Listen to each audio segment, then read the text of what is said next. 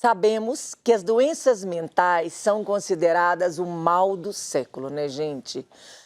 As incertezas da pandemia no novo coronavírus têm desencadeado e até agravado casos de ansiedade. Segundo os dados da Organização Mundial da Saúde, a OMS, cerca de 4% da população sofre com transtorno de pânico. E para falar sobre esse assunto, converso agora com o psiquiatra, Dr. Bruno Brandão. Bom dia, doutor. Bem-vindo ao Manhã da Piedade.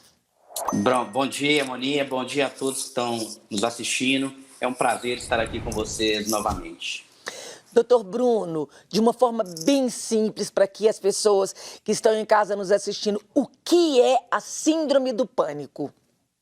Então, a síndrome do pânico, na verdade, o transtorno do pânico, que agora mudou um pouquinho o nome, é uma preocupação que a pessoa tem intensa acerca de ter ataques de pânico. Então, a vida dela começa a ficar em cima de ter ataques, ou seja, essa pessoa tem uma preocupação de estar na rua, de estar fora de casa e ter esse ataque de pânico.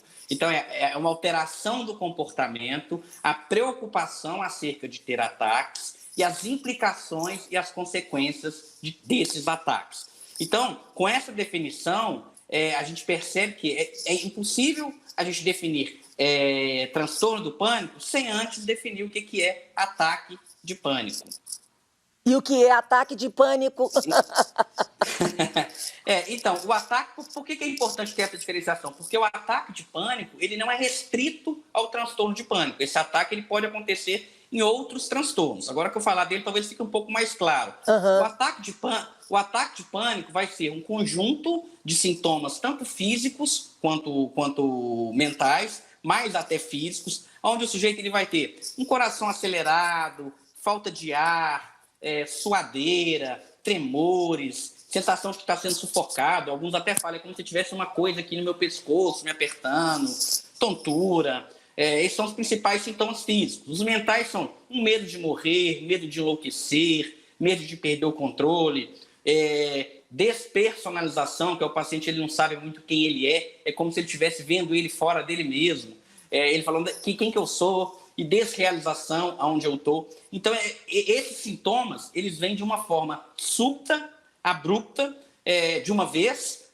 muitas vezes não está sendo esperado. Tem relatos até que o paciente está dormindo, então ele pode estar calmo e de uma hora para outra ele é invadido com esses sintomas. Ou então ele pode estar um pouquinho ansioso também. Então isso é o ataque de pânico. Quando a vida da pessoa se restringe a ter preocupações em ter esses ataques, aí sim a gente tem o transtorno do pânico. Então, para ter transtorno do pânico, eu preciso ter o ataque, que é o transtorno do pânico é um medo intenso de ter ataques. Mas esses ataques podem ocorrer em outros transtornos, não caracterizando o transtorno de pânico. Entendi, doutor. Então, esse ataque que vem porque eu estou preocupada em ter o ataque da síndrome do pânico, e aí fica um círculo vicioso, que eu me preocupo, e às vezes a doença nem chegou, nem está, mas é uma preocupação excessiva que desencadeia, que pode se chamar o famoso gatilho, é isso? Isso, a pessoa ela começa a ter a vida dela paralisa. Olha, eu vou ali na farmácia, eu vou ali na feira, eu vou fazer um sacolão. Não, eu não vou, porque se eu tiver um ataque de pânico no meio desse caminho, isso evolui muitas vezes para uma situação de evitação. A pessoa começa a evitar situações do dia a dia com medo de ter esse ataque. Inclusive, isso ganha até um outro nome, que seria a agorafobia, que é o medo de estar em lugares públicos. A pessoa não frequenta lugares por medo de ter um ataque. É diferente, por exemplo, da fobia social, onde a pessoa não vai nos lugares ou tem medo de se relacionar com as pessoas, com medo de ser criticado, medo dessas coisas. Não. No pânico com a agorafobia, a pessoa não vai nos lugares, não é porque ela tem vergonha das pessoas, é porque ela tem medo de passar mal e não ter nenhum socorro ali ao redor dela. Porque esse ataque de pânico, ele é muito intenso, ele é carregado de sintomas físicos e assusta a pessoa. A pessoa fala, poxa, será que eu estou infartando? Será que eu estou morrendo? O que está acontecendo comigo? Não estou entendendo. Muitos sintomas, calafrios, tremores, então a pessoa fica muito assustada. E aí, por medo desses sintomas, do que vai acontecer, pronto, não vou sair de casa. Melhor eu ficar trancado dentro da minha casa, porque aqui eu estou seguro, né? Exatamente, principalmente quando tem alguém com ela. E é interessante que tem relatos que, por exemplo, uma pessoa para sair de casa, se ela sair de casa às vezes com uma criança, com um bebê de colo, ela se sente mais segura. Olha que interessante. O bebê não vai poder ajudar ela em nada, mas só dela estar na presença de alguém, ela já tem um certo alívio. É um medo intenso de estar sozinha e não ter ninguém para socorrê-la. Interessante mesmo, né? É uma segurança, mesmo que seja um bebê que não vai auxiliar em nada, mas é uma segurança que tem, tô segurando meu bebê. A síndrome, existe algum fator de risco? E também, essa doença costuma aparecer mais em mulheres, mais em homens, ou com mais idade, mais jovens. Existe alguma estatística disso, doutor? Existe. A idade de início, normalmente, ela é bimodal, ou seja, ela aparece ali por volta dos 25, 30 anos, e depois ela se intensifica por volta dos 45, 50, 45 aos 55 anos. Então, tem duas faixas de pico, entre 20 e 25 e entre 40, 45 e 55 anos. É mais comum em mulheres, 3 mulheres para cada homem, embora isso às vezes é um pouco difícil, porque a gente sabe que os homens eles têm uma tendência de procurar menos o serviço de saúde. Então, confunde um pouco. Será que acomete realmente 3 vezes mais mulheres ou será que aos homens a gente não está conseguindo diagnosticar mais? Mas a estatística padrão é de 3 para 1. Mais ou menos 1 a 4% da população, ou seja, é uma prevalência muito alta. Assim, um fator de risco, a gente sabe que tem um componente genético muito grande.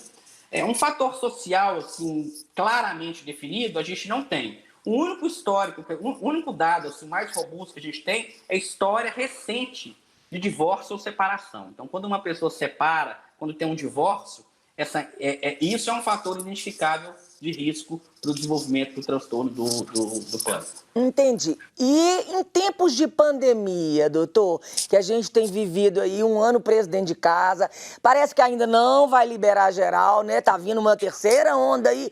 Como trabalhar isso? Olha, a pandemia, de um modo geral, ela aumentou de forma significativa não só o transtorno do pânico, como todos os transtornos mentais de um modo geral, e em especial os transtornos de ansiedade, do qual o transtorno do pânico faz parte. O transtorno do pânico ele é classificado dentro dos transtornos ansiosos, ele é considerado um transtorno de ansiedade grave. Então, assim, a pandemia aumentou de forma significativa os transtornos ansiosos. E, assim, as recomendações que a gente dá durante a pandemia, na verdade, são recomendações que valem tanto para todos os transtornos mentais de modo geral e até mesmo para a saúde física, né? Que seria tentar praticar uma atividade física, evitar informações demais. Então, assim, muitas vezes, você separar um horário no dia, ou de repente a cada 2 dias, para você se informar sobre a pandemia, mas não ficar o dia inteiro buscando informação. Porque tem gente que é assim, acorda, quer saber quantos morreram. Chega depois do almoço, vai olhar de novo. Fica o tempo inteiro buscando informações sobre a pandemia. Isso a gente sabe que aumenta demais o grau de ansiedade. Então, a informação ela é bem-vinda, mas quando ela é em excesso, ela gera uma ansiedade, ela aumenta essa ansiedade. E horários, uma coisa que eu acho que tá muito, eu vejo muito assim, que nessa pandemia se perdeu, horários regulares, horários para acordar, horário para dormir, horário para luminosidade, as pessoas estão dormindo mais tarde, então os horários estão desregulados, não estão almoçando mais no mesmo horário, não estão dormindo no horário. Então, você ter uma regularidade de horário, uma boa alimentação, praticar uma atividade física, claro, respeitando as medidas sanitárias aí, o que o pessoal da vigilância está recomendando, eu acho que é fundamental para a gente ter uma melhora não só na saúde mental, como saúde física também. A gente, então, precisa de ter uma rotina bem definida, porque o organismo reconhece isso, né, doutor? E aí, doutor, quando essa ansiedade que eu tenho, as pessoas ansiosas, passa a ser um ataque ou passa a ser o pânico, é quando ele vem acompanhado desses sintomas que o senhor descreveu. E aí eu pergunto para o senhor, quem passa por uma crise, o que ela tem que fazer? Está na rua sozinha, a crise chegou. Respira fundo, reza. Eu acho que rezar seria ótimo, né? Mas muitas vezes, como ela vai estar nesse estado emocional, a mente dela tende até a fechar um pouco. Mas claro que a pessoa saber, entender o que é isso, é fundamental. Então, à medida que o paciente ele sabe, não, isso é um transtorno de pânico, ele já sabe que aquilo ali vai passar, em média ali de 10, 15 minutos isso vai passar. Existem técnicas de respiração, ele pode fazer isso. Mas assim, uma coisa que a gente tem que deixar claro aqui, que o transtorno do pânico, ele faz diagnóstico diferencial com outras doenças, tá? Isso é muito importante porque diversas doenças imitam um transtorno do pânico. Por exemplo, um ataque do pânico ele pode ser clinicamente indistinguível do infarto. Então a pessoa pode estar infartando no meio da rua e falar, não, isso é pânico, vai passar. Ela vai lá e morre. Então, assim, a gente tem que entender que o ataque do pânico em si, a gente precisa muitas vezes pegar essa pessoa e levar ela para o hospital para investigar o que está acontecendo. Olha, não está acontecendo nada, não é infarto, alterações de glicemia, hipoglicemia, hiperglicemia, alterações de tireoide, uma série de outras doenças físicas imitam transtorno do pânico. Mas à medida que a gente identificou que esse paciente já tem um transtorno de pânico, ele já sabe, olha, meu problema é pânico, a própria psicoterapia já vai dar técnicas para ele de respiração, entender que aquilo é autolimitado. O autoconhecimento sobre o ataque do pânico já tranquiliza o paciente. Quanto mais o paciente vai se familiarizando, entendendo o que é, ele já começa a ficar mais tranquilo. Claro que uma pessoa que está tendo todos esses sintomas que eu te falei aqui na rua, no primeiro momento, a gente não pode falar é pânico e descartar outras coisas, não. É realmente igualzinho a diversas outras doenças médicas. Ah, doutor Bruno, maravilhoso, maravilhoso. As pessoas que quiserem procurar o senhor, o seu Instagram é @brunopsiquiatra. E de tudo que nós falamos e as suas informações, por favor, agora. Você fala a fala final, seria, né? Eu acho que lá no meu Instagram eu sempre posto conteúdo diariamente sobre saúde mental, mas assim, eu acho que o que a gente precisa entender é que o transtorno do pânico, como todos os transtornos mentais de modo geral, isso não é frescura, isso não é produção da mente. Existem, inclusive, alterações químicas por trás disso. Claro que o papel dos psicólogos, os psicoterapeutas tem um portal extremamente importante, mas a gente precisa entender que, principalmente no transtorno do pânico, quando você me perguntou lá atrás qual que é o fator, que eu falei do fator social, o transtorno do pânico ele tem uma carga bioquímica, uma carga química muito grande. A gente tem desregulação mesmo do sistema nervoso central, com diversas alterações químicas que merecem, sim, uma atenção, um cuidado especial, antes de falar que é frescura, que isso é frescura, enfim. Então, acho que isso aí tem que ficar claro na mente das pessoas. Ô, doutor Bruno, muito obrigada. Que a gente aprenda mesmo a cada dia a ter respeito por essas doenças psiquiátricas, essas doenças da mente, né? Que o organismo faz isso e vem uma bomba de hormônio de tudo junto, né? Exatamente, exatamente. Acho que a gente está precisando de ter mais empatia com o próximo e menos julgamento. Verdade. Doutor Bruno, muito obrigada pela sua presença aqui no Manhã da Piedade, viu? Eu que agradeço, Moninha. Fica com Deus você e a todos que estão nos assistindo. Amém. O senhor também. E agora nós vamos para um rápido intervalo. No próximo bloco a gente vai ter reflexão.